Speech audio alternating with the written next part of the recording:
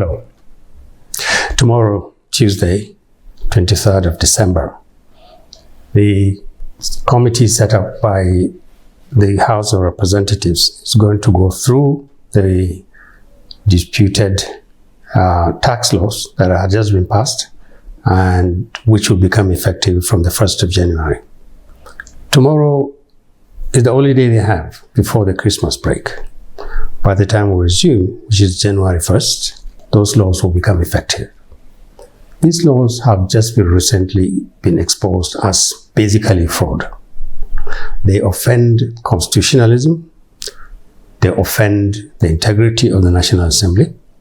They offend the expectations of Nigerians who believe that a process which is enshrined in our Constitution, which demands that the National Assembly should exercise its powers, and that no process or procedure or authority should interfere with what they have decided.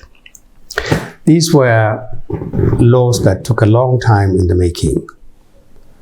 They represent one of the biggest legislative initiatives of President Tinubu. They were extremely controversial, so controversial that they had to be subjected to intense scrutiny by many Nigerians who had raised massive issues around them. Eventually, they went through the legislative process. Our legislators scrutinized them, exercised a lot of responsibility in modifying some of them. While many Nigerians were still unsure about the effectiveness or the utility of these laws, they were passed. And the procedure ordinarily would be that they will now go to become gazetted. Now, this is a process that simply continues the process of lawmaking, and there should be absolutely no alteration on anything passed properly by the legislature.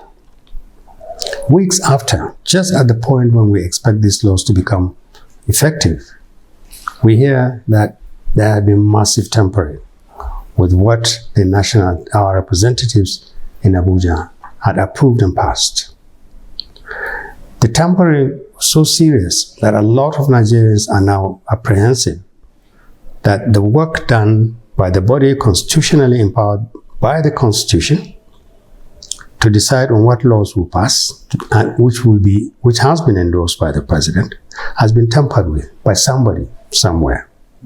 And we don't know that. So a committee has been set up to look at this.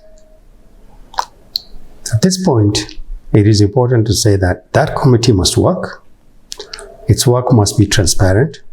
They must not be placed under, and the members of that committee must not be placed under any pressure to do the bidding of either the executive or somebody else who is interested in changing the decisions of our legislators into something else.